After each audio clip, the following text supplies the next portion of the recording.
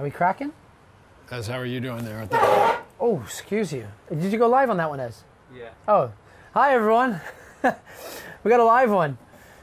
Happy New Year. Every time you pull that thing, I need you to... Okay, yeah, sorry. Is that just going to give... sound all right. Well, I'm just getting this one live, and then... All right, I'm going live on this one, Stevie. All right. All right, Ez, that's not going to be touched anymore.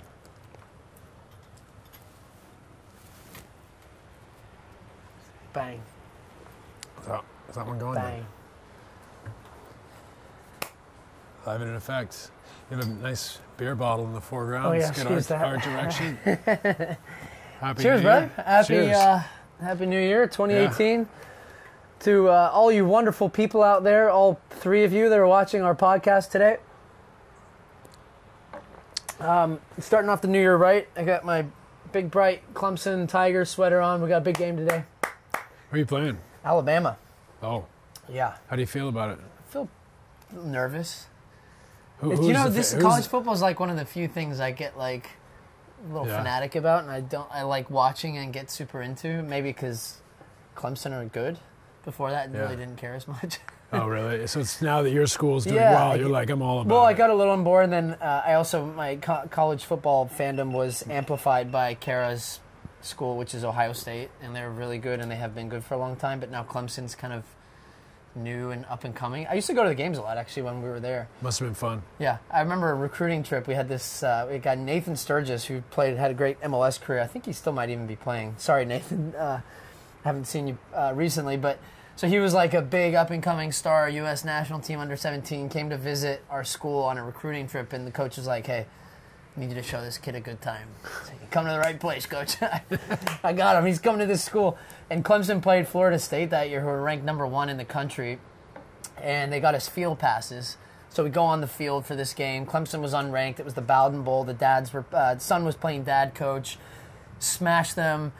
Everybody rushes on the field. Goalposts are down. This kid is just like in heaven. Yeah. Parties on that campus that night were unreal. You know, parties everywhere. We're bouncing around, taking him to parties that didn't involve alcohol because he was a minor. And, you know, we had a great time. The coach calls me the next morning. He's like, so how'd it go? I said, he's coming to Clemson. He said, what did you guys do? I said, don't ask questions, coach. Gotta go. You know? And he committed next week. Yeah. And he came. Yeah. But you left. I left the next year. So you never played with him? That was what I helped. Oh, we lost one here. So you never played with him? No, I played with him 1 year, actually. Oh, you did? I'm lying. Completely lying. Huh. So I hope that was a good story. Anyways. Yeah, Happy New Year. From the Philippines, Happy New Year from... you can't hear him? Someone else? No, you can't hear us? Standard technical difficulties here with two dads. We like that, though. Is this one even plugged into anything, Ez? This one here. We want you guys to get to know how we do this. You guys hear us all right? Anyone out there? Hello? Is it me you're looking for?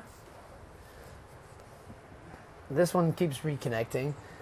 Oh, Happy New Year from Mallorca. Oh, yes. Happy New Year. Big year ahead for Mallorca. They said now it's good. Yeah. Big year ahead for the Mallorquins. We are currently #1 in our division in Segunda B. We tailed off a little towards the end of the first half of the season. A little bit. But can't complain, right? When we look back and look at it, I think the biggest... I'm interested on your biggest... Hold on a second. What do you need? Mateo, what do you need? And why are you crying? Two dads, parents. Two dads. Is this one connected fatherhood. to Wi-Fi? Yeah. Let me have a check here. So anyways, yeah, we got a little flat there at the end of the first half of the season. What do you attribute that to? Is that pretty standard? I think ups and downs of the season, or is it something you saw? I think towards the end of the year, especially. Well, at the start of the year, we had a new coach, Vicente. We had a couple new players. We had a couple holdovers from the last season. I thought he brought a new energy. He organized the team. I think clearly we were better than a number of the teams in our division, and we got a lot of confidence early. There was a good feeling amongst the team. There was new training. There was more organization. We were harder to beat. We weren't conceding goals. And I think as we got on, I do think that we trained really hard, and I think that we maybe started to see a little bit of fatigue. I think injuries have paid a big price for us. You know, we lost Lago towards the end of that. Yeah, we lost probably our best attacking player, another very good attacking player, both injured. Ferran out for the year. Lago out for another couple months at least. So I think this is a really big period for us right here. You know, coming out of the winter break, I think we have to start strong again. But ultimately, I'm not worried. I would love for us to win our division because then that means we go to the home and away semifinal where the top 2 teams would go automatically. I don't want us to then have to go off and play more games, and I think we deserve that. But I also don't want us to see us peaking now in January or peaking in November. I'd rather us get through this little period, sort a few things out, and then March, April, May, boom, is when the team really starts to perform. And today's the first day of the transfer window, so with having lost two attacking players, we're probably we're gonna look at picking someone up. So we'll see how it goes. It's that's a tricky part for us being on the West Coast here, and our teams in the Mediterranean. We wouldn't know any of the players in the rest of the division, so that's tricky for us. We rely heavily on our staff there, and we also try to influence them to make sound decisions by creating a template and core values that they can, base their decisions around. And I think that's really key for us. What we learned in the year that we went down last year was that chemistry is, we've always known that, but it's hard to assess chemistry from this far away. And it's something that's so pivotal. Yeah, massive. We need, and it's anecdotal, but watching our team this year, last year we had actually a really strong roster and we go down. This year, we don't know how it's going to go. The coach, I think, has been great. We have a strong squad, obviously, because we've spent money relative to our division, but you never know how it's going to go. But just seeing on social media all the guys posting pictures of dinners after games and barbecues after practice together, the chemistry has been fantastic. So that makes you feel good. It makes you feel like the thing is going in the right direction, and that pleases me if it's authentic, and it seems it is. How's everybody feeling this morning, by the way, post New Year's Eve? I feel fantastic. I was in bed at 9 o'clock watching The Crown on Netflix, and, Season 2? Season 2, yeah. Great show. I haven't got into it yet. Anybody sporting a serious hangover? How are you feeling? Good. I had a few drinks last night, but was in bed by 10:30 or so. Yeah. Times have changed, eh? Two dads. See, I'd rather wake up early and have a beer than have too many at night, because exactly. What I've learned in being a dad of 2 dads is that my daughter gives 0 Fs of like what I did the night before, because she's waking up at 6:30 and she's like, "What's up?" Yeah, what are we doing today? My whole strategy last night at New Year's was, how do I have a few drinks, have some fun, take the edge off, and at the same time when Luca is like screaming at 3 in the morning, can I be good to take him? I'm not like ruining. Yeah, good. 1, capable. 2, like, what have I done? Yeah. So, no harm, no foul. And the good news is you don't have to wake up today and play a professional game. That is true. That is basketball true. or soccer. But the sport of parenting, especially parenting 4 kids, is a professional sport. Luckily, the girls are 13, so they're off doing their own thing. More manageable now. But they just want to do their own thing. So that takes 2 somewhat out of the equation for periods of time. But getting older, not at all bad from an old guy. Well, who knows? He's an old guy too. That's hilarious. No, it's not. It's not. We have such a stigma in our society about it. No, it's not. It should be embraced. If there was an age that you could go back to knowing what you know now, what would that age be? It's a massively hypothetical question. Yeah, no, I think can't say 10. I will avoid the question by saying, like, first of all, I'm happy with where I'm at. I've lived a good life, and I don't need to go back. Secondly, having said that, now that I know what I know, every age, you know what I mean? Yeah. You could go back. But that also, the flip side of that too, again, is that would every age have been as fun if you knew what you knew now? I mean, in many ways, your life probably would have been more, less, I don't know what the word I'm looking for is here, less hectic or less all over the place, because you know kind of what you need to do and how to do things. A lot of life, and the fun part of it is figuring it out and making mistakes and how do you react from that and how it turns you. Now, I wish I would have been smarter than at like 19 years old to go boozing on spring break and get punched in the face in Newcastle. I might have turned that one away if I knew what I did now, and not go up to a guy that says he's a boxer and be like, "Come on then." Bang. Yeah, he's a boxer. That guy, yeah, chewing on the pavement he over smashed here. you, didn't he? Oh man, blindside punch. I don't remember what I said. If I'm being completely honest, I must have said something. I'm sure it was good. Yeah, we're walking down the street. Guys walking up the street. Men, bit of bravado, bit of this, bit of that. The night before, one or two pints were involved. A guy walked around the side, and I didn't see it coming. And next thing you know, I full face on the concrete, and my eye is fractured. So yeah, fractured, that was huh? fun. How long were you out for? So they said I went in to get the. I love how all the pods end up to me telling injury stories, but this was one. So I took that punch. My eye instantly swelled shut. I wake up the next morning. We were off. My brother flies home he was visiting for spring break. Next morning, I'm like, okay, it might be better to go in for training. Wake up, I'm like this. It's black and blue everywhere. So I went to the training ground at 6 in the morning. I'm going in with the janitors. And I snuck into the doctor's office, and I took a nap in there until he got to training. So I wanted him to look at it first, and he did this quick eye test. He said, "Look up for me." And I'm like, "I am." He goes, "Your eye's not moving." Oh my! So God. I had a blowout fracture, which caught the muscle of my eye when the bone broke. So I couldn't look up. I couldn't look anywhere. I could just only look straight. And he's like, "Oh, this is amazing! I've never seen this before." Some say I'm cross-eyed. I so know. maybe I know. Maybe well, that was actually if my brother was here, he'd tell this story even better because it took me. I had to have surgery. It took like 4 months for my eye to actually recover. So I had double vision for 4 months, and I used to get this lazy eye all the time. And I just catch my brother looking at me, and he's like, "Where are you looking, mate? Are you looking at me? Looking over there? Are you looking here?" And I honestly thought I'd never play football again because I would look up for a ball and there'd be one here and one there. I don't know which one's the ball I'm going to go for here, and I would have to wait until I could look at it straight. And luckily it recovered. And eventually they said over time, which it did, your eyes kind of retrain and train to move together. But if I go like this at the top of my vision, I see your face like this. Jeez. So. Well done. So every now and again when That's what happens when you can't shut up. That is true. That is true. All right, you guys want to fire a few questions at us? Or tell us, I'm going to ask Steve the same thing, but favorite moment in 2017 and what you're most looking forward to in 2018? If you could pick one. I think it's pretty obvious for your... I had a big moment with the birth of my fourth child, little Luca, so that was unbelievable. And, he's super healthy and happy, so it's been an unbelievable almost 6 months now since he was born. So that tops the list. That's a pretty easy topper, yeah. It's just over Harry Kane leading the world in goals this year, but I'll give it to Luca. What an achievement, Harry Kane. Unbelievable. I mean, somebody showed me the 2017 backwards, and it was like Messi, Ronaldo, Messi, Ronaldo, Ronaldo, Harry Kane. Kane. I mean...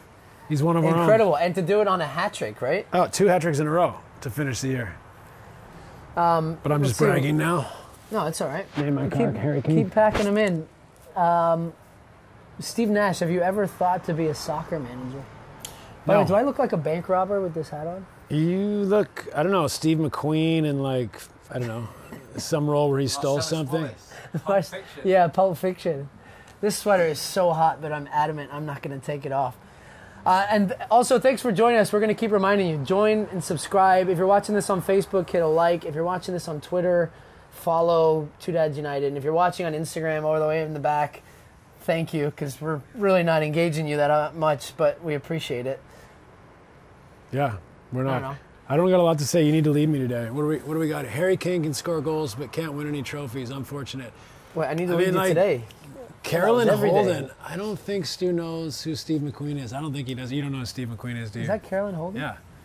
Ever heard of her? Where is she? She's gone now. She says you don't know who Steve McQueen is. Do you know who Steve McQueen is? I don't. He's one of the biggest movie stars of all time and a fashion icon. No, I don't know. And an absolute swordsman. Kara calls me out on anything. Like she probably looks at it. I like it. Steve, did you have lunch? Teach some moves to Steph Curry. She's laughing here. Did you teach? Yeah, exactly. Steph Curry. I saw Steph Curry doing some of his rehab with the Corvio. Corvio. Yeah, he got in the belts and ramped up his training. And I'd like to say that it had a lot to do with him hitting 10 threes after a month out. The next Are you next kidding day. me? Yeah, it was all to do with that. Guy hasn't No, played. it was the Corvio. Yeah, it's Shameless Corvio. plug. Yeah, but are you kidding me? The guy hasn't played for a month. Comes back first game. 10 This of is the 13. NBA. It's 10 of you know what I mean? 13, Yeah, right? It's not the G League. It's not like pub league.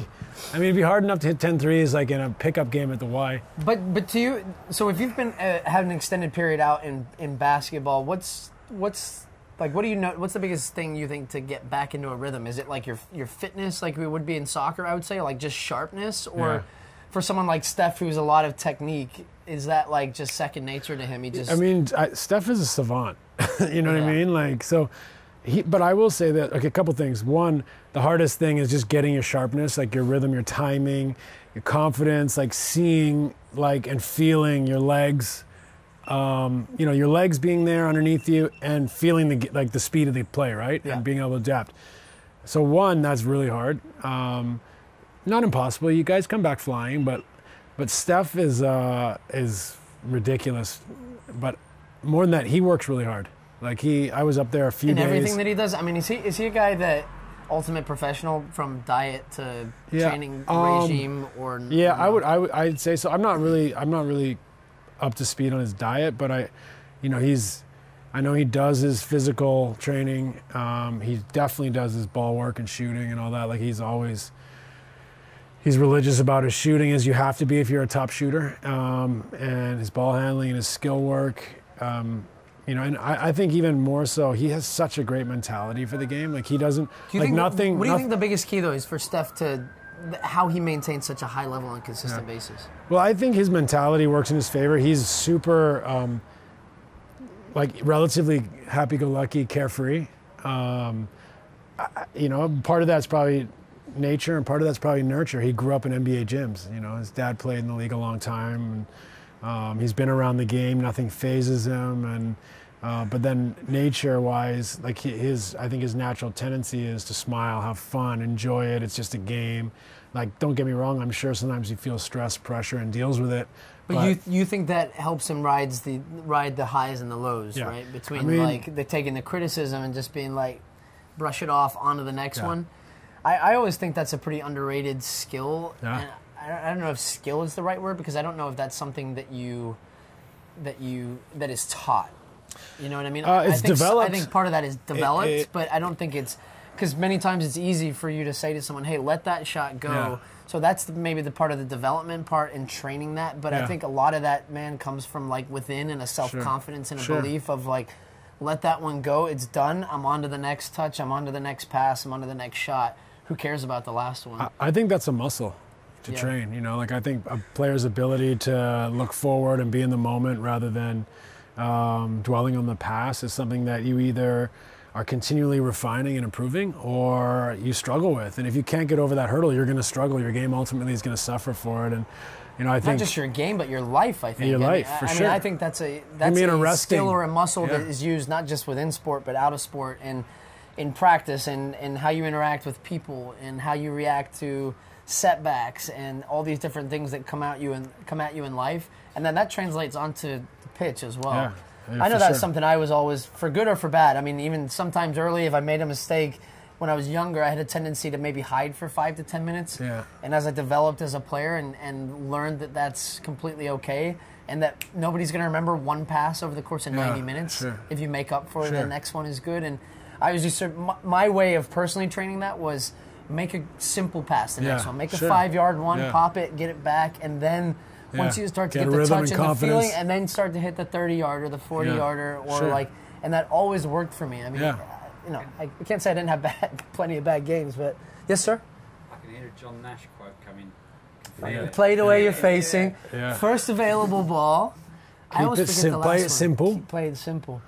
Play it simple. Play the way you're facing. First available ball. But I mean, I think those are qualities that all good pros, and Steph's like great at that. I remember early in my career where I felt nervous. I felt nervous before games, but I also felt nervous in crunch time. And then there just became a point, and some players don't. Good nervous or like a no? There up? was a time where I think it was arresting, like early 2-3 years in my career, where I think I was always naturally a gamer. Like I'd always rise to the occasion or the challenge, but there was times probably my first year or so in Dallas when I was struggling with my health, and you'd get in. That was when you were getting booed by the yeah, fans that too. and that and there's times when I struggled with feeling the weight of those moments, and maybe I hadn't quite arrived yet in my own mind, and so, but like I battled through that, and I like had a moment of success that spurred me on for another moment of success, and then all of a sudden you build your resolve, and before you know it, like that was what it was like a drug for me late in games. Yeah. Like Did I went you to have I was a teammate or a coach that like really helped with that during that point in your career, or did you find a lot of that came from within? I think a lot comes from within, but I definitely say like Dirk and I went through a lot of that together. Like we were both impressionable young players going through from being the worst team in the league to the conference finals in a 6-year window. So we went through that where we had a lot of responsibility. I think Michael Finley was the third member of the big three, so to speak, in Dallas, and he was ahead of us and made a couple All-Star games and had a real confidence at the end of games that I think was contagious for us, that we started to believe. And before you know it was like that was a drug for me. Like I couldn't wait for the end of close games, like wanting the ball, wanting those moments, because everything was heightened and you actually became a better player. And so that was something I remember in my career about how important that became to me and how much of a buzz I got off of that. It was like it was like something that I drug. So you were the guy who would rather take the shot and miss, and then be the guy who didn't take the shot, right? At all. I actually, being the type of player I was, I just wanted to make a play, make a make a basket. You didn't need to make that final basket as long as you put someone in a good position to. I was definitely much more aggressive in the fourth quarter as a player, but I still wanted to make the right play for my team. I wasn't like a 6'6" athlete that was just going to jump over people. I had to be clever and crafty and use my skills and take my chances and take some risks. But I loved it. I loved those moments, and I was definitely more aggressive to score in the fourth quarter. But I think that I was more than willing to make the right pass and empower a teammate to make a big shot. Yeah. Which is what you need as part of a team, right? For sure. I mean, you can't do it alone. You see that any great player in the NBA has had a team. No matter who they are, they've had a supporting cast, and there's a lot of players much better than I that had supporting cast that they had to rely on. Not many, mate. Dozens and hundreds. Yeah. We have a few comments. Someone said, "This is amazing. A living legend talking about missing all his shots." More aggressive in the fourth was so evident. Why don't you more under 17 national players play for the MLS teams, leave for Europe? That's a great debate, actually. I mean, I can't read. I can't read that one out loud. But yeah, that's pretty hilarious. Dirk, shout out. Steve, do you think Kobe Bryant can be in the top 5 players of all time? Sure. I mean, so can another 10 guys, like that's... Yeah. Those top 5 debates, I mean, I know that they're a classic sport. Like, we could do one on here and people would get riled up, and that's why people love to debate about them, because it's over water cooler talk. It's the whole LeBron versus MJ and Messi versus Ronaldo versus Pele versus Maradona versus whoever, right? I mean, the reality is, and I actually saw this, and it kind of leads me to something I want to ask you about, is Mourinho and Man United, but Mourinho was saying, price tags in today's market is based off of what the market today is. You can't say that, Van Dijk at $75 million makes him a better defender than Baresi or Maldini or Cannavaro or Beckenbauer, whoever, right? Like, I mean, would you say Van Dijk's a top 5 defender in the Premier League? In the Premier League? Yeah. Like on his day, but you wouldn't automatically sign him up. But maybe now that he's at at Liverpool as opposed to Southampton, you're going to see him more consistent, and he's in a team that's really good attacking, but have been a shambles defensively. Yeah. And I actually think it's an indication of normally the players for England, the players for national teams come from the best teams in the leagues, right? Yeah. So Manchester United, Southampton, Tottenham, and Southampton I threw in. Southampton, I'm saying a lot of those guys didn't play for the national team until they went to Liverpool, or Luke Shaw goes to Manchester United. So it's not until you get recognized at the club level before you necessarily make that jump, unless a manager really believes in a player. And that maybe values some of their worth. But I forget where I was going with this. But the transfer market stuff, I mean, someone like Mourinho, who's just... complains and complains about the amount of money that he doesn't Yeah. get to spend versus It's- Man City. But I look at a team, and Guardiola has done with City, and the English arrogance towards football. First of all, I played there. I grew up in the UK. I know what it's like. I know they're very prideful about their football. I know they think their national team should win all the time. I know they think they've got the best league in the world. But the arrogance of like when Pep arrived and it was Yeah. his first year, he struggled to just hammering him. oh my gosh, hammer him. He doesn't know what it's like to coach in the Premier League. Yeah. And it was always like the saying, right? Like, can you do it on a Tuesday night at Stoke? Yeah. But, like, Ibra scored in Spain, he scored in Italy, he scored in Holland, he scored, everywhere. But can he do it in the Premier League? Yeah. Because that's the real Right. gauge of The a player. only measure. And all of a sudden, Pep struggles, and then this year, 15 points clear at Christmas, the largest gap in Premier League history. By the way, He's Ibra sitting had there. 16 goals by Christmas last year anyways. Exactly. So. He scored 30 plus for Yeah, United. exactly. I mean, No, I know it's look, I mean the top 5 lists are fun, but you could always interchange like people, I think you could make the case for Tim Duncan that you could make for Kobe, for Bird, for Magic, but Timmy's not like a flamboyant player who like fundamental guy, was on right? the highlights or had a big mouth or was like super charismatic, but as good. How far ahead was he than you? Because that was when I really started watching basketball. And I moved to the U.S. in '95, and I remember he came out of Wake Forest. Timmy came in the Him league and the year David after Robinson. me. He came in the year after. I guess he's probably a year or two younger than me. But I mean, unbelievable refill. Unbelievable teammate, Refill player, my water. and could be in the top 5. Do you think Pulisic can move on from to Borussia Dortmund to a bigger club? Oh, I mean, 1,000% he could. Yeah. It's a matter of, do Dortmund want to lose one of their best assets and like kind of be that club that just continually rebuilds from their academy? Man, right? Dembele, who got injured when he went to Barca. I mean, he's at Barcelona, who best teams in Europe right now: Man City, Barca, Bayern. Yeah, always say, PSG. but PSG. Oh yeah, PSG. But jeez. yeah, you're right. I mean, but Pulisic is a big talent on the world Pulisic, stage. massive, and I think he just continues to grow. Who do you think is the best defender of all time?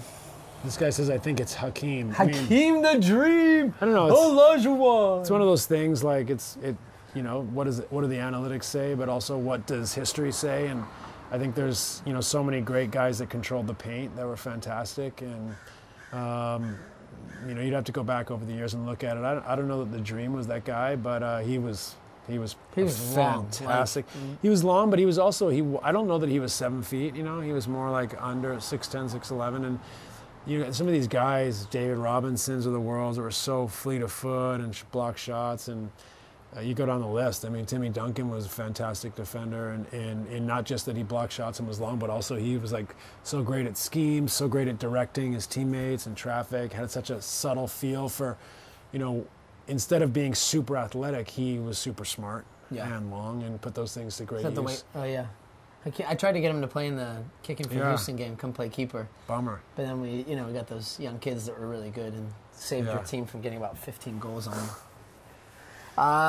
This is our 2018 first edition pod. We're kind of just all over the place right now. We're taking questions. We're hanging. So throw whatever you want at us. Clemson play today. That's where I'm wearing this sweater. Clemson Tigers play Alabama. I saw someone on here earlier say Roll Tide. You know what you can do with that? You can jog on. Stu obviously did you played see at Bolton? Clemson, if anyone doesn't know. Bolton have won 2 in a row. Congrats. Boys are out of the relegation Congrats. zone, yeah. Well done. Maybe we should do a little takeover. What division? Championship. Oh yeah, so they're still in there. Yeah, we're still hanging in. Nash cardio thoughts? Great. Good for Someone the heart. said, Roll Tide. Get out of here, James Mitchell. Do you think 14 is too late to be spotted? Someone had a comment on here. Too late for your talent to be identified. No, I mean I started I'd say playing absolutely not. I started playing at 13, so I hope Yeah. not. If someone saw me play at 14, let alone 18, they wouldn't have thought I would have played in the NBA. I didn't really get identified in soccer until 16, 17. I would say at the next level. Yeah. Not like, hey, this guy's all right, but, Sure. you know. But I would even argue, though, by the time you were 19, you weren't thought of as like, oh, this guy's going to the World Cup. No. So, I mean, same here. I wasn't, when I was 19, it wasn't like a guaranteed NBA player at all. So people develop at different rates. I mean, even look at, let's take some NBA guys, for example. Like, obviously, look at the last 8 months for Donovan Mitchell and Kyle Kuzma. I mean, Kuzma goes in the late first round, I think. It's kind of an afterthought to Lonzo Ball's draft choice. And I think Lonzo is still a great player, potentially. But he's had a better year, right? You know, Kuzma could average 20 points this year, a game. And is the guy that went late and was an afterthought, and that I think a lot of people didn't think of as a 20-point-a-game scorer in the league. But people develop at different rates. And the same with Donovan Mitchell. He doesn't go in the top 5, I don't think. I think he went like 7 or 8. You know, I think people thought he could have a good career, but he's exploding, and, you know, he's a Rookie of the Year candidate. I think those guys have developed a lot in the last 6 to 10 months, right? And people what, just by playing? Age, experience, you know, like people develop at all different rates, and these guys are still developing.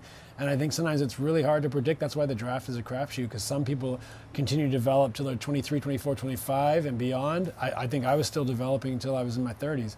Then there's other guys that they'll never maybe develop more than they were, even if they are the best high school player in the country, because they don't have the mentality to continue to forge ahead. Yeah. So people. So how do you gauge that? Rates. As a GM, per se, I mean, is that down to interviews, to doing your research, as far as like talking to coaches, to talking to this? Sure. And if there's one trait you're looking for beyond skill, what is that? Because, you know, you see those guys that drain 30, 40 points in college. And you know, you're going to roll your eyes, but I still think it's mentality and personality. Like, what does the guy love the game? Is he the first one in?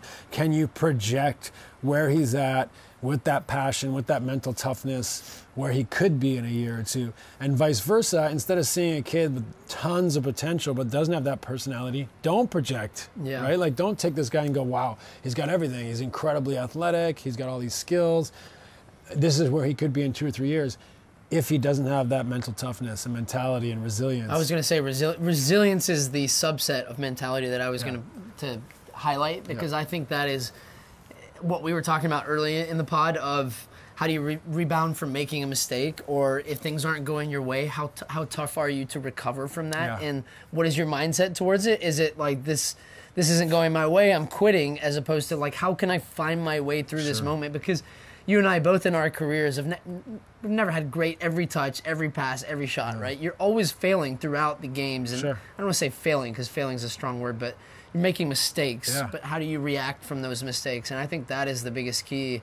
And that comes from mental toughness. It comes from your skill. It comes from, you know, just experience as well, of knowing what that feels like, what it feels like to miss a penalty, or to miss, you know, a game-winning shot where the game's on the line, or turning the ball over, or all these different things. Being okay with that. Yeah, being like okay with risking it all. And I think, like, there's so many words, right? Like, is he a winner? Is he resilient? Mental toughness, personality, mentality. Like, there's so many words. And I think at the end of it, though, you kind of know what we're talking about here. We're talking about, is somebody tough enough to continue to battle through, right?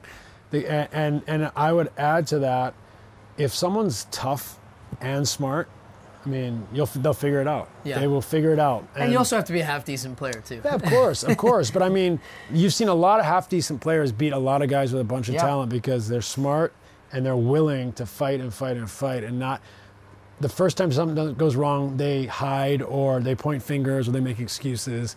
Those type of qualities, I think, are really arresting someone's development and difficult to overcome. I'm interested in your take on this, though. I always said, at least in soccer and in the Premier League, there's the cream of the crop, right? The Ronaldos, the Messis, that have all of that, and the supreme skill and the talent to go with it, but still have the mentality, the resilience, just check all the boxes, right? And just those not once in a lifetime, but those rare talents that you recognize. Kane. Then there's, Kane. Get Kane in there. I mean, look, most goals in a calendar year, he's in there. Then there's the next kind of, there's like a group, and they're all pretty good talent level, and then there's the other level that's still really good players. But to separate that good to the next one, it's little things. It's not how well can he pass, how well can he shoot. It's, you know, consistency, mentality. It's all these different things put together, I think, beyond the belief. Yeah, belief. And big that's moments, what I always think separates people, man. You know, big moments. I mean, you can see it. Like, even go to your favorite team, and you can see the guy that's a type A personality, that's worked and is tireless and has made himself a player. And then you look at the next guy who's super talented, who has it all, and you're just wondering That you if get he's going to be frustrated with, because you and want you're more. wondering, are they going to have that mentality to fight Yeah. through? And you can go down the line, and I'm a big believer in building your army of guys that are going to fight Reliable. and fight and Yeah. fight. And if you do that, and they're pros and they take their job seriously and they compete, they'll And ultimately, develop. if I'm a coach, though, I do, when I look down the line and I say, hey, maybe this guy's, I don't know what I'm going to get from him today, but this guy, I know what he's going to bring. Yeah. If I'm going into battle, I want the guy that's Yeah. the sure thing there, right? Sure. Depending on the situation, and maybe Sure. maybe I can bring that spark off the bench and a guy that can give me something. Absolutely. And I think that guy that you're not sure about but is a wild card, that's a developmental guy that you have to throw challenges at and see if he rises to the occasion in practice, in his game time. And you have to give him that opportunity to, like, really, overcome these little challenges you throw in their way. And if he can't, you have to learn to say goodbye. Yeah, you fair. do, or else he's going to make you look bad. Yep, I agree. What What are you are you laughing giggling at? at over there? I'm just laughing. Grant, Gabe, I just thought I'd give Instagrams. Instagram some love. We'll give some Instagram some love. We got a lot of comments so coming in today. Comment here. Tony Hawk, Luke Wilson. We got a big, we got a big fan was here. wondering what he was talking Kron about. Stockton, I realised he was he's talking like about YouTube. active in the comments on Twitter. Tony Hawk, Luke Make sure you Wilson. subscribe to our channel, man. We do this a lot. He's been giving you a lot of love, Kron Stockton. Can't see. I'm We're gonna scroll through backlit a few now. here for you, mate. Here you go. And he just said, "Oh hell yeah! Oh hell yeah!" Silhouette episode. Yeah, this is the backlit. Happy New Year's. Has Steve Kerr ever asked you about suiting up? Yeah, Steve Curry had a great quote about me the other day. He said that, you can sign a two-way deal or whatever. Or they could sign me to like a 45-day contract. He said, I'd worried about how long he'd last. He's like, the first 5 days would be awesome. I think he was generous. Maybe the first two, first First one five. one or so. Do you ever think about if you jumped back in just how you are now? I once in a blue moon get that little inch, and I realized right away, like, what are you talking about? Like, you'd play once and you'd be ruined for 2 weeks. That was like, me after the charity game. Oh man. I was buzzing, Yeah, being out there. And I really believe I could go and like handle myself in the right environment one day. Like, I'm not talking about like 20 and 10. I'm talking about one handle game myself. or one day? Game, one practice, whatever it is. Like, I could handle myself where I wouldn't embarrass myself, be up to the level, like prepare, get there. That would be it for 2-3 weeks minimum. Like, it just. Someone said that to me the other day. I was talking to Lucas Jukovic, who's in Birmingham at the moment, and he's like, "Giza, I saw your clip on Instagram. You're making a comeback again." And I said, "What, for the 15th time?" And he goes, "Well, we could use a two-way midfielder." I'm like, "Oh." Yeah. Oh. I started thinking about it. I'm like, what am I saying, man? Yeah. I played 2 games and my body would be in absolute pieces. Yeah. And I'd be like, what am I doing Same right way. now? Like, you could read the play. You have the that skill. would mean we'd have to cancel 2 Dads United. It's, too. It'd be 2 dads. devastation. Actually, it'd be a good little insight, a little doc. 2 dads. Have you had a look at his Comeback. foot? Look at that thing. Oh man! There's a banana. Don't even start. If he takes his socks off, we'll Oh lose. my We'll lose. gosh. We'll lose a lot of interest on this show. How do you have to wear 2 pairs of shoes on one? Guy is a black belt. You know that. Oh, I Shirinji know, Kempo. I shouldn't run my mouth then. I'll be knocked out again. Come on, man. Steve and Stu, favorite sneaker and boot you played in? Jet Flight. Jet Flight. Bring them back. Look them up. The old Jet Flight. Nike needs to bring those back. That made how old I am. Oh, I Maybe. guess. Oh, so it's a Nike shoe. I would say around the turn of the century. We were both Nike guys. Were you Yeah. always a Nike guy? Yeah, pretty much my whole Yeah. career. Converse at Santa Clara. Converse. Which was is I was a Nike Nike guy. owns them. I loved I think they were the Magistas. I don't even know what they are now. The other day I called my rep and said, "Hey, I want some new boots for the game, please." And he was like, "What kind? What style?" I said, "No clue. Yeah. Like, just give me what the kids are wearing these days." Just not the all black ones. Like, I never wanted the all black. You lost your boots, didn't you?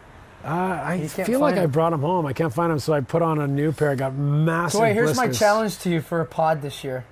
I want to get the skills goal shot out, and we'll do a around the world basketball. So we'll do one at the basketball court, which you will absolutely smoke me. You never know. So we have to figure out a way to make that fair, and then we'll do one with the goal shot going around. Okay. We'll film it, Let's do it. and we put a wager. Okay. What's the wager going to be? Ez, what do you think? for that? For a fiver? A fiver. Oh. No, it's got to be like they something gripping? embarrassing. Like Yeah. he's, I don't know, skinny dip in the ocean on two dads. Skinny dip. How about that? A back shot skinny dip running In- down to the in the- beach in the all the drink. way. Yeah. Silhouette. Or in a Clemson thong. Oh. Oh, Things I don't want to see for 500. that's no good. Or if you guys have doing? if you guys have an idea, you can come up with the bet. What's We'll y'all's figure out how charity? to score it. My foundation is stevenash.org, the Steve Nash Foundation. Stu just did an unbelievable event for Hurricane Harvey victims, let's call them, in Houston. All Yeah. these people that were horribly affected by the hurricane. Did $320,000. That's incredible. 320. Yeah, you can get on kickingforhouston.com if you want to make that $320,001. Stu, do a Scottish accent. Go on. All right, pal. How you doing? Happy New Year to you. Happy Hogmanay. Shall we have a wee pint? I think Just joking, it's orange juice. I think that's classic that's the way you grew up speaking in the first 10 years of your life. Yeah, it's amazing. My mom still has her accent. Of course. Like you literally, that was you for 10 I know. years. I moved to the U.S. at 10, and I walked into elementary school and was the coolest kid ever because everyone loved And the then- accent. And then seriously, after a year, I lost it. It came like as is kids at the moment. And then you walk into school the next day, and you're like, "Hey, bro, what's happening?" And they're like, amazing. "Get out of here, you're boring." That's amazing. Kara's texting me. She's probably saying, Is Coutinho going to Barcelona? Did you hear that Nike deal? "Oh yeah, they put a shirt out." They put his shirt on the Coutinho. website or something? You know what I'm looking forward to in 2018? Seeing as you Favorite never Tottenham asked me. player? Kane. I mean, come on. I mean, I don't get a chance. He usually cuts me off mid-story. What are you looking forward to? I'm looking forward to the World Cup, man. Yeah, me too. I honestly, I was going to tweet this morning, Happy World Cup year. Just like it's the It funnest is. It's thing the best ever. year of the best year and in the world. and You know why I cut you off, though, and right? by the way, You're boring. Yeah, well, that's normal. But by the way, the World Cup is not as good a competition as the Champions League. Agreed? From a skill perspective? From a quality perspective. Quality perspective? Having said that, it's a much better tournament. Yes, I would agree with that. Because the drama and the nationalism and pride. And the patriotism, and all that stuff that goes into it. But And I mean, it's but like every condensed. player on a Champions League team is an international player, right? Right, But right. mostly from the Spains and Yeah. Spains and Netherlands and Englands and Yeah. Brazil, Argentina. and even more. France, Because yeah. Brazil could field two teams in a World Right. Cup. Germany could Sure. field two teams. Spain could probably field Right. two teams that would do well. But then, that eliminates, no disrespect, but slight disrespect to the Tunisias and Yeah. Nigerias. Although Nigeria could make a run in this tournament. The Australias. Tunisia's had some Japan, years where they're South tidy as well. Korea's. Yeah, of course. I mean, that's what makes it fun, though, is the color and the hope for those countries that aren't as big. And Could but hammer the U.S., America, yeah, but I mean, Canadians. but that's the thing is no matter what, it doesn't matter. It's the World Cup. The world comes together. Everyone watches it for a month. I mean, it's an unbelievable event. Amazing So event. it's cheered up the prospects for 2018. It has. I mean, I'm still bummed the United States are not going to be in there from a nationalistic point of view. But I also realize that once that tournament starts, like the Confederations Cup when I was there last summer, I get so into it, man. Yeah. I just something about national anthems Yeah. and seeing when in Chile, who are not going to be at the World Cup, but standing there and singing your heart out and representing Yeah. a flag, a nation, just But- everything that goes with that, and knowing that your entire country is watching you play in this game and cares about that result. Right? But also, just in that 1,000%, but also the nature of Champions League playing out over 8 months, whereas the World Cup, it is a month. Especially, I Condensed love month, the early rounds in the World Cup, 2-3 games a day. It's unbelievable. 2 weeks of just non-stop. footy. Because the games are going to be on earlier. Yeah, I mean, you're yeah. going to turn it on. It's going to Yeah, be like just, Premier League. It's going to be on really early. My mug's going to be on your TV. It's gonna be You're great. like, turn this I'll guy go off. mute. I'll listen to the British broadcast on On satellite BBC. radio. Get your VPN on. But that's you can't beat it. I mean, just waking up and seeing the colors and not to be a cheeseball, but the pageantry. How many games of the, however many there are, I forget now, 64 or something. Will you try and watch at least? It depends. It depends how the cup's going. Like some years I watch almost all of them, and then other years I'm just busy. It's a bad time of the year, but I can't wait to watch. I just hope it's a great tournament. I hope there's some great performances and great matches. You know what I'm most looking forward to, and I think it's hard to predict, but who those breakout players are going to be that get themselves a massive move off of a World Cup, which is, it's hard to imagine that players these days aren't identified and go under the radar, but by that I mean, like, let's say a Timo Werner from RB Leipzig, who's a really exciting star for Germany and is well known, but like just has an absolutely phenomenal tournament and goes to Real Madrid for 110 million right after. You know, just guys like that I think everybody. Like James last time. James, Mo Salah could be that guy who is right now just can't put a step wrong, right? I mean, one of the best players in the world at the moment, an Egyptian guy. Played at Basel, didn't succeed at Chelsea, goes to Fiorentina, goes to Roma, and then now at Liverpool looks like a top 5 player in the world. I mean, it's amazing. Yeah, he's been unbelievable. Do you have a prediction? Like someone for you like? Who's going to win it, or who's going to be a kind of? No, what team? If you put it this way, like the safest bet for you to win?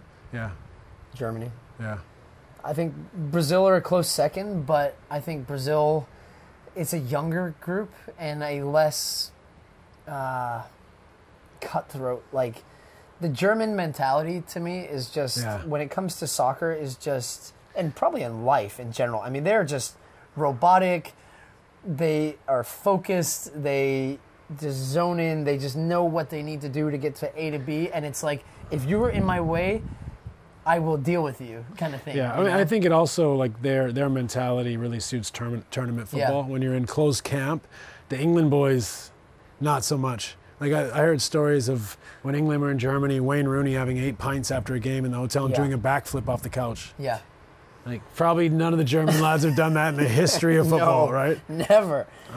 Because there's also an accountability there, I think, because that's the way you grew up, and you have so many leaders and so many just laser-focused guys that becomes the way the team is.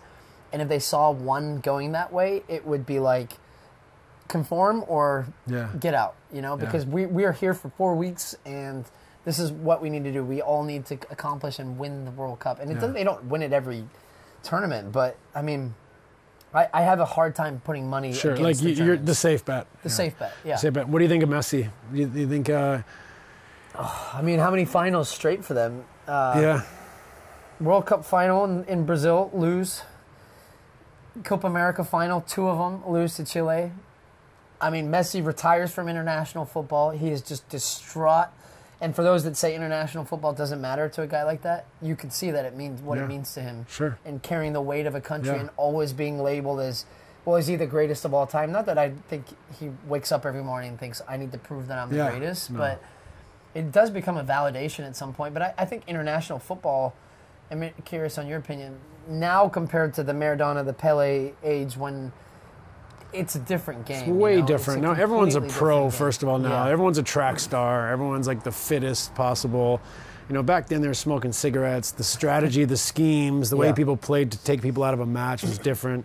You could say that back then they used to kick Messi up or Maradona or whoever up in the air the entire match, but there was still a lot more space for guys like that in those eras, I think. You know, Messi, like, if you look closely at what Messi's done for Argentina, it's been pretty remarkable. I mean, the last World Cup, taking his team to the final, scoring like buzzer beaters basically in a soccer game. Well, the only reason they're in the World Cup is this year, because he scored a hat trick in the last game against, I think it was Peru. You know, and he created, I mean, if you look at the final last year, yes, Germany wins, but Argentina had the better chances.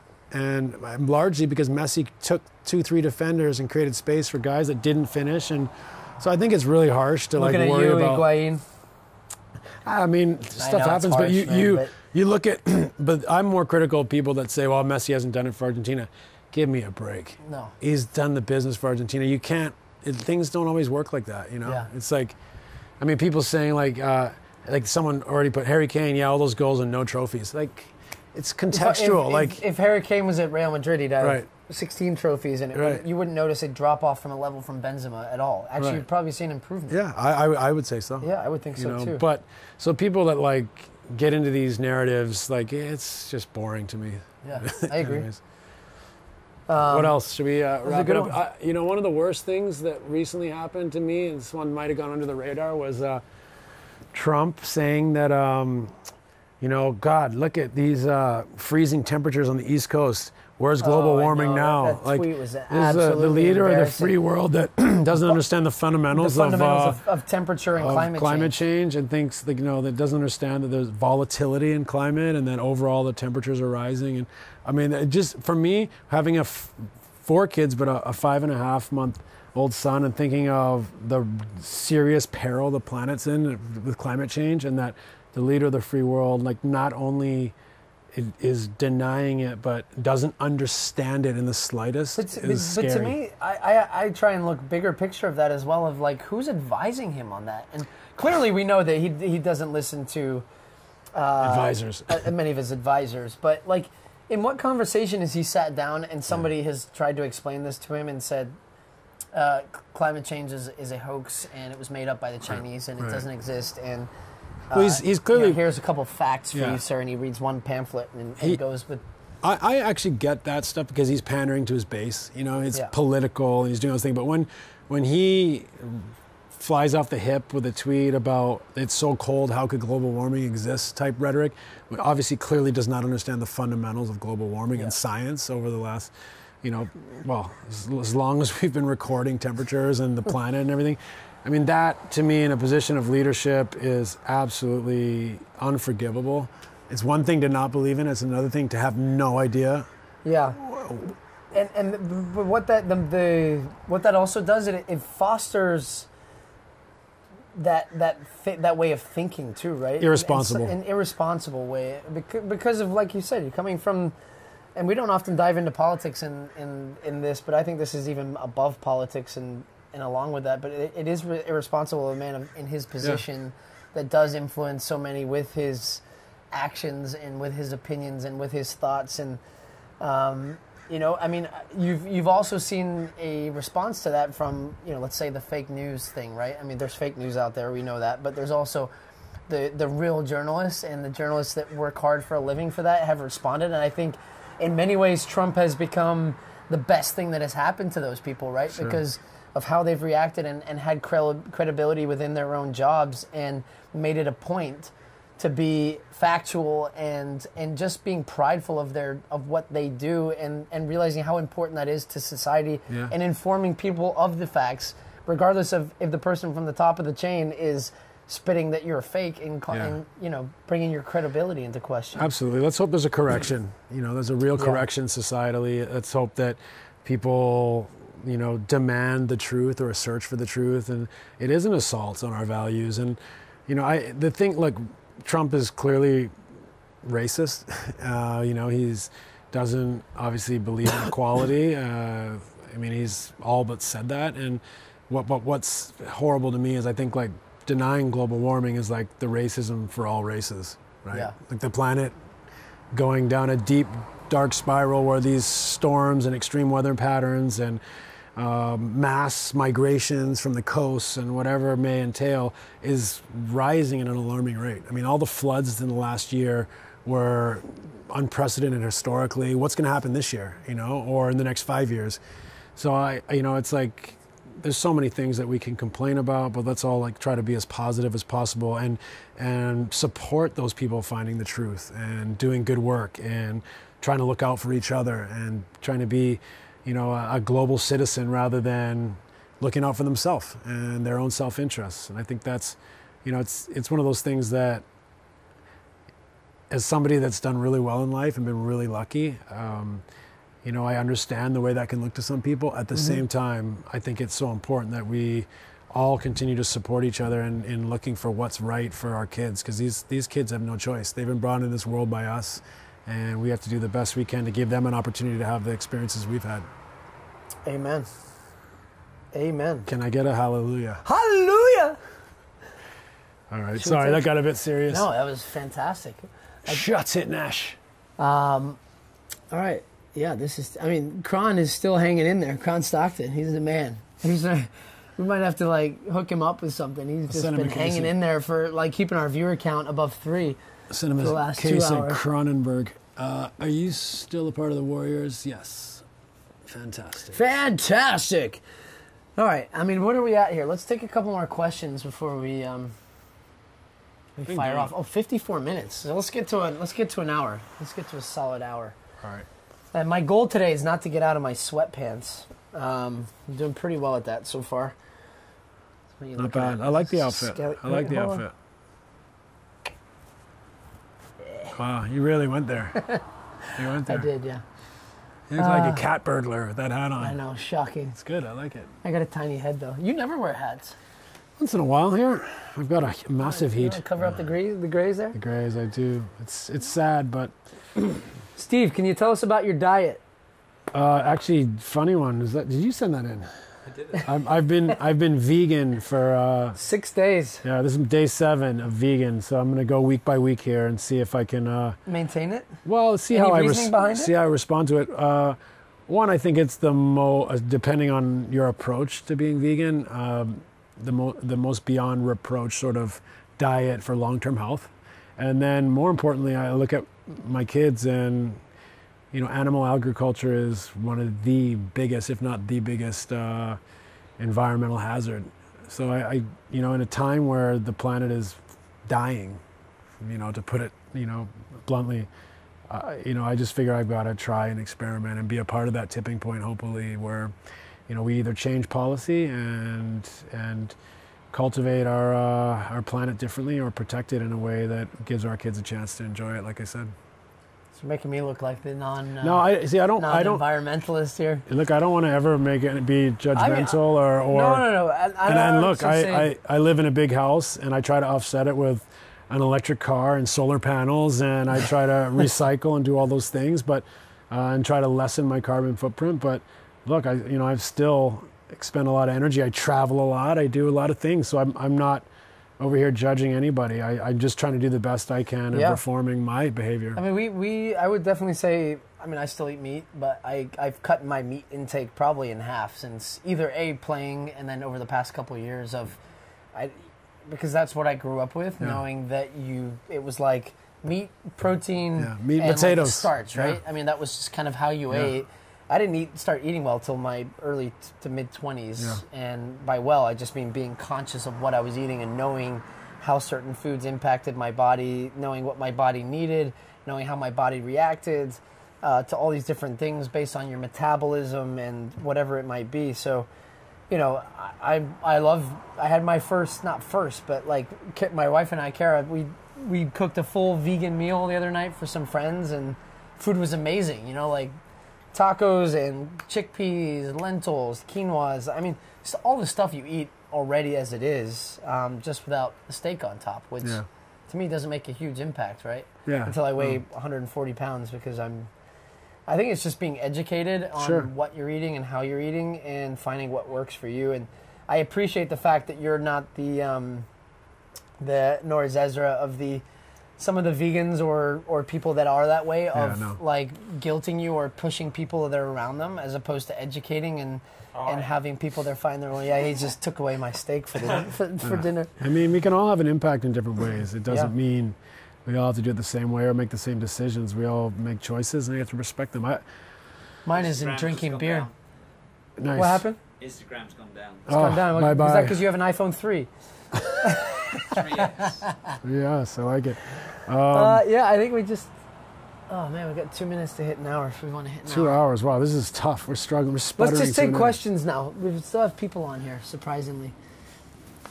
Did you ever notice there's no oranges at the Orange Bowl? Well, there's going to be a lot of oranges when Clemson turns up tonight and kicks some ass. There you go. I like it. What about you? Do you have any travel plans this year coming up? Russia. Yeah, that's it. That's big.